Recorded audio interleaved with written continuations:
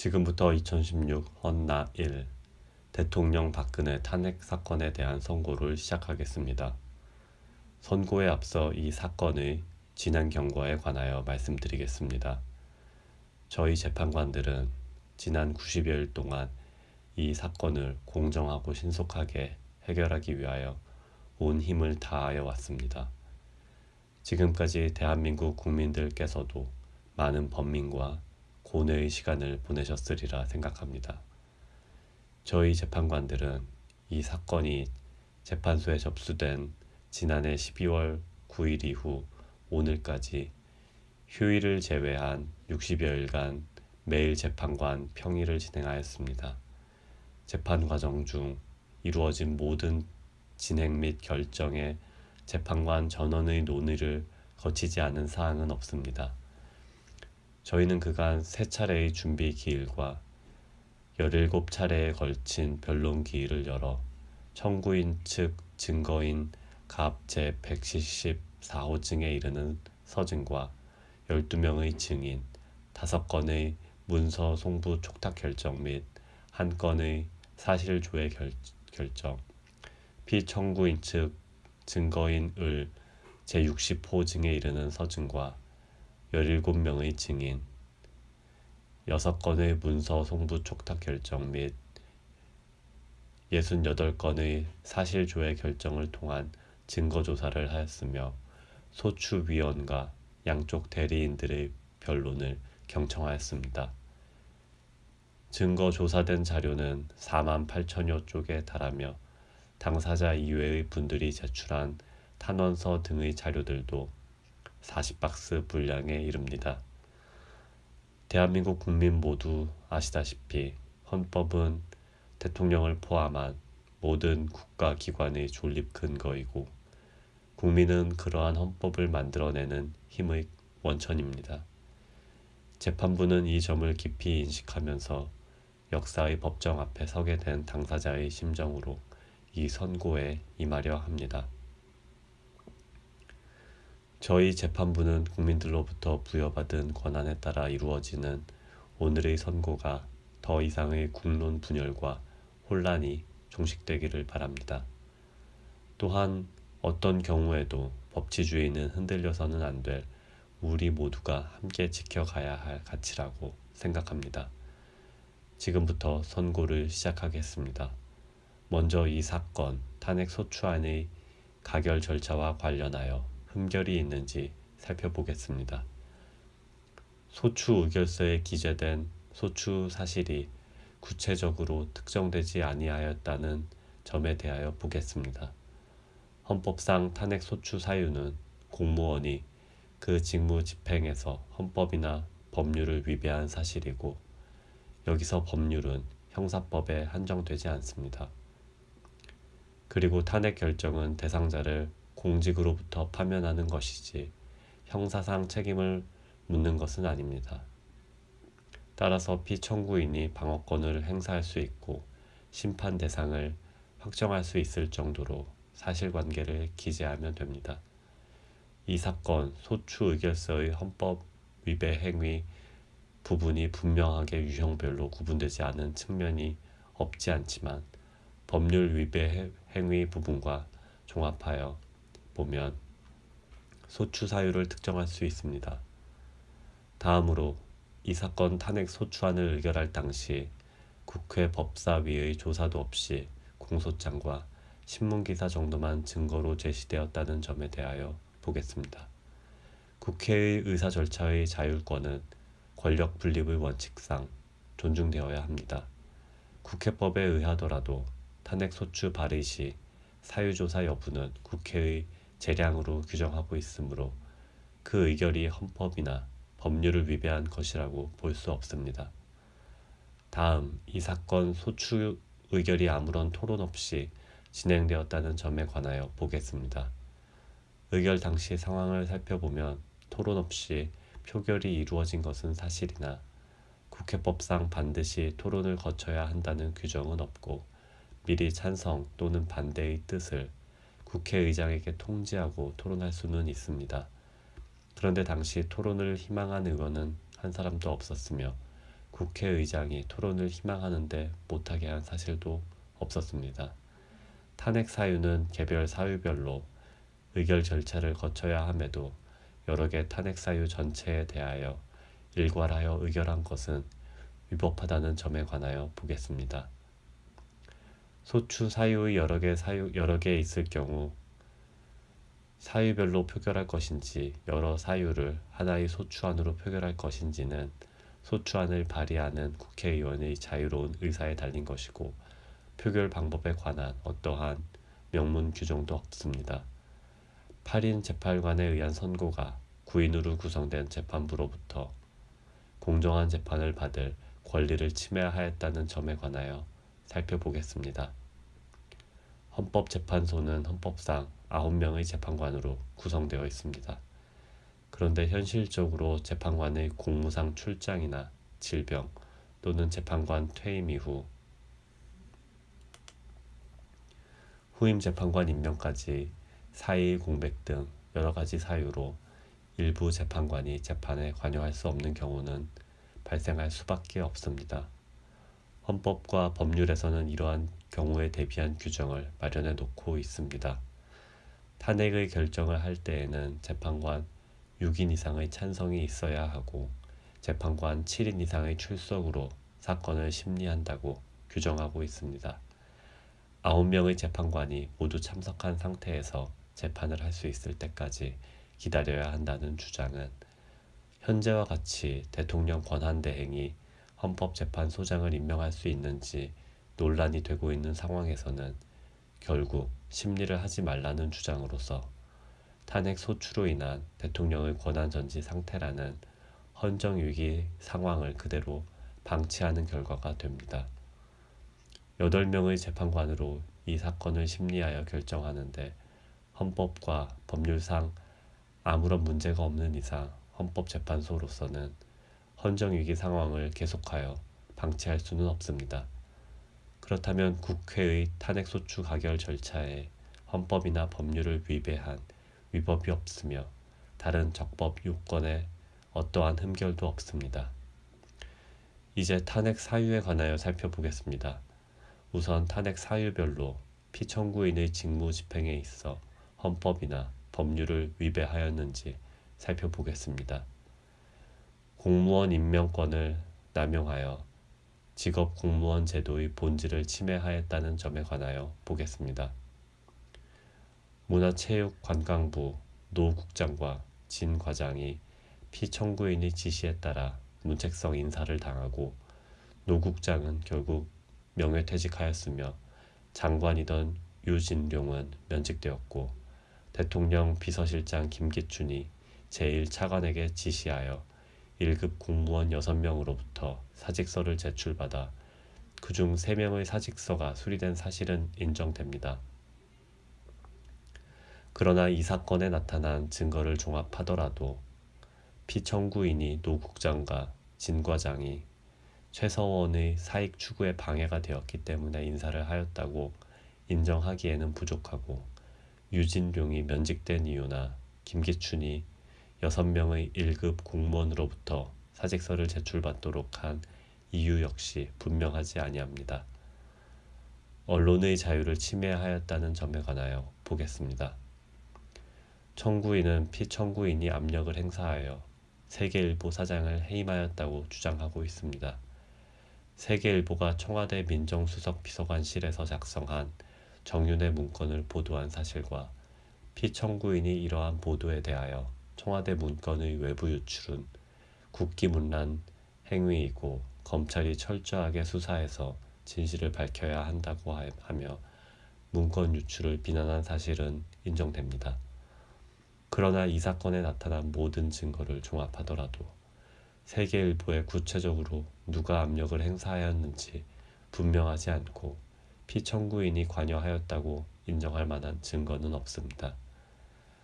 다음 세월호 사건에 관한 생명권 보호 의무와 직책 성실 의무 위반의 점에 관하여 보겠습니다. 2014년 4월 16일 세월호가 침몰하여 304명이 희생되는 참사가 발생하였습니다. 당시 피청구인은 관저에 머물러 있었습니다. 헌법은 국가는 개인이 가지는 불가침의 기본적 인권을 확인하고 이를 보장할 의무를 진다고 규정하고 있습니다. 세월호 침몰 사건은 모든 국민들에게 큰 충격과 고통을 안겨준 참사라는 점에서 어떠한 말로도 희생자들을 위로하기에는 부족할 것입니다. 피청구인은 국가가 국민의 생명과 신체의 안전 보호 의무를 충실하게 이행할 수 있도록 권한을 행사하고 직책을 수행하여야 하는 의무를 부담합니다. 그러나 국민의 생명이 위협받는 재난 상황이 발생하였다고 하여 피청구인이 직접 구조 활동에 참여하여야 하는 등 구체적이고 특정한 행위 의무까지 바로 발생한다고 보기는 어렵습니다. 또한 피청구인은 헌법상 대통령으로서의 직책을 성실히 수행할 의무를 부담하고 있습니다. 그런데 성실의 개념은 상대적이고 추상적이어서 성실한 직책 수행 의무와 같은 추상적 의무 규정의 위반을 이유로 탄핵 소추하는 것은 어려운 점이 있습니다. 헌법재판소는 이미 대통령의 성실한 직책 수행 의무는 규범적으로 그 이행이 관철될 수 없으므로 원칙적으로 사법적 판단의 대상이 될 수 없어 정치적 무능력이나 정책 결정상의 잘못 등 직책 수행의 성실성 여부는 그 자체로는 소추 사유가 될 수 없다고 하였습니다. 세월호 사고는 참혹하기 그지없으나 세월호 참사 당일 피청구인이 직책을 성실히 수행하였는지 여부는 탄핵 심판 절차의 판단 대상이 되지 아니한다고 할 것입니다. 지금부터는 피청구인의 최서원에 대한 국정개입 허용과 권한 남용에 관하여 살펴보겠습니다. 피청구인에게 보고되는 서류는 대부분 부속비서관 정호성이 피청구인에게 전달하였는데 정호성은 2013년 1월경부터 2016년 4월경까지 각종 인사자료, 국무회의자료, 대통령 해외 순방 일정과 미국 국무부 장관 접견 자료 등 공무상 비밀을 담고 있는 문건을 최서원에게 전달하였습니다. 최서원은 그 문건을 보고 이에 관한 의견을 주거나 내용을 수정하기도 하였고 피청구인의 일정을 조정하는 등 직무 활동에 관여하기도 하였습니다. 또한 최서원은 공직 후보자를 추천하기도 하였는데 그중 일부는 최서원의 이권 추구를 도왔습니다. 피청구인은 최서원으로부터 KD 코퍼레이션이라는 자동차 부품 회사의 대기업 납품을 부탁받고 안종범을 시켜 현대자동차 그룹에 거래를 부탁하였습니다. 피청구인은 안종범에게 문화와 체육 관련 재단 법인을 설립하라는 지시를 하여 대기업들로부터 486억 원을 출연받아 재단 법인 미르 288억 원을 출연받아 재단 법인 K스포츠를 설립하게 하였습니다.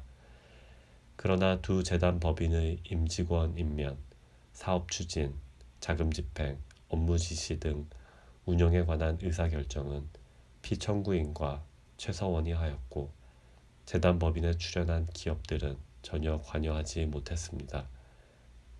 최서원은 미르가 설립되기 직전인 광고회사인 플레이그라운드를 설립하여 운영했습니다. 최서원은 자신이 추천한 임원을 통해 미르를 장악하고 자신의 회사인 플레이그라운드와 용역계약을 체결하도록 하여 이익을 취하였습니다. 그리고 최서원의 요청에 따라 피청구인은 안종범을 통해 KT의 특정인 2명을 채용하게 한 뒤 광고 관련 업무를 담당하도록 요구하였습니다. 그 뒤 플레이그라운드는 KT의 광고 대행사로 선정되어 KT로부터 68억 원에 이르는 광고를 수주했습니다. 또 안종범은 피청구인 지시로 현대자동차 그룹에 플레이그라운드 소개 자료를 전달했고 현대와 기아자동차는 신생 광고 회사인 플레이그라운드에 9억여 원에 달하는 광고를 발주했습니다. 한편 최서원은 K스포츠 설립 하루 전에 WK를 설립하여 운영했습니다. 최서원은 노승일과 박헌영을 K스포츠의 직원으로 채용하여 WK와 업무 협약을 체결하도록 했습니다. 피청구인은 안종범을 통하여 그랜드 코리아 레저와 포스코가 스포츠팀을 창단하도록 하고 WK가 스포츠팀의 소속 선수, 에이전트나 운영을 맡기도록 하였습니다. 최서원은 문화체육관광부 제2차관 김종을 통해 지역 스포츠클럽 전면 개편에 대한 문화체육관광부 내부 문건을 전달받아 K스포츠가 이에 관여하여 WK가 이득을 취할 방안을 마련했습니다. 또 피청구인은 롯데그룹 회장을 독대하여 5대 거점 체육인재 육성 사업과 관련해 하남시에 체육시설을 건립하려고 하니 자금을 지원해달라고 요구하여 롯데는 K스포츠에 70억 원을 송금했습니다. 다음으로 피청구인의 이러한 행위가 헌법과 법률에 위배되는지를 보겠습니다. 헌법은 공무원을 국민 전체에 대한 봉사자로 규정하여 공무원의 공익실현 의무를 천명하고 있고 이 의무는 국가공무원법과 공직자윤리법 등을 통해 구체화되고 있습니다. 피청구인의 행위는 최서원의 이익을 위해 대통령의 지위와 권한을 남용한 것으로서 공정한 직무 수행이라고 할 수 없으며 헌법, 국가공무원법, 공직자윤리법 등을 위배한 것입니다. 또한 재단법인 미르와 K스포츠의 설립, 최서원의 이권 개입에 직간접적으로 도움을 준 피청구인의 행위는 기업의 재산권을 침해하였을 뿐만 아니라 기업 경영의 자유를 침해한 것입니다.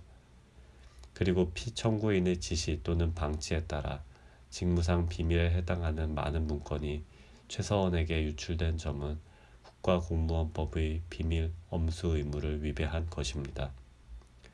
지금까지 살펴본 피청구인의 법 위반 행위가 피청구인을 파면할 만큼 중대한 것인지에 관하여 살펴보겠습니다. 대통령은 헌법과 법률에 따라 권한을 행사하여야 함은 물론 공무 수행은 투명하게 공개하여 국민의 평가를 받아야 합니다. 그런데 피청구인은 최서원의 국정 개입 사실을 철저히 숨겼고 그에 관한 의혹이 제기될 때마다 이를 부인하며 오히려 의혹 제기를 비난하였습니다. 이로 인해 국회 등 헌법기관에 의한 견제나 언론에 의한 감시 장치가 제대로 작동될 수 없었습니다. 또한 피청구인은 미르와 K스포츠 설립, 플레이그라운드와 WK 및 KD 코퍼레이션 지원 등과 같은 최서원의 사익 추구에 관여하고 지원하였습니다. 피청구인의 헌법과 법률 위배 행위는 재임 기간 전반에 걸쳐 지속적으로 이루어졌고 국회와 언론의 지적에도 불구하고 오히려 사실을 은폐하고 관련자를 단속해 왔습니다. 그 결과 피청구인의 지시에 따른 안종범, 김종, 정호성 등이 부패 범죄 혐의로 구속 기소되는 중대한 사태에 이르렀습니다. 이러한 피청구인의 위헌, 위법 행위는 대의민주제 원리와 법치주의 정신을 훼손한 것입니다.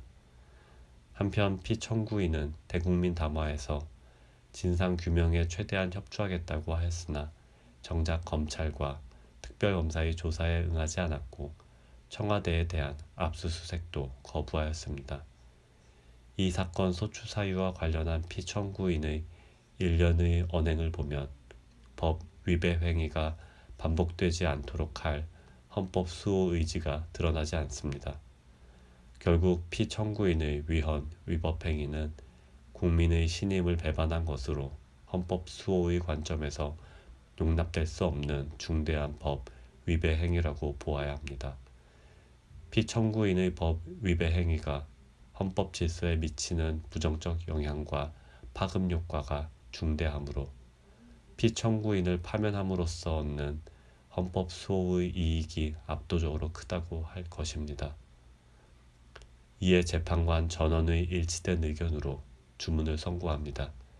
주문 피청구인 대통령 박근혜를 파면한다. 이 결정에는 세월호 참사 관련하여 피청구인은 생명권 보호 의무를 위반하지는 않았지만 헌법상 성실한 직책 수행 의무 및 국가공무원법상 성실 의무를 위반하였고, 다만 그러한 사유만으로는 파면 사유를 구성하기 어렵다는 재판관 김희수, 재판관 이진성의 보충 의견이 있습니다. 또한 이 사건 탄핵 심판은 보수와 진보라는 이념의 문제가 아니라 헌법 질서를 수호하는 문제로 정치적 패습을 청산하기 위하여 파면 결정을 할 수밖에 없다는 재판관 안창호의 보충 의견이 있습니다. 이것으로 선고를 마칩니다.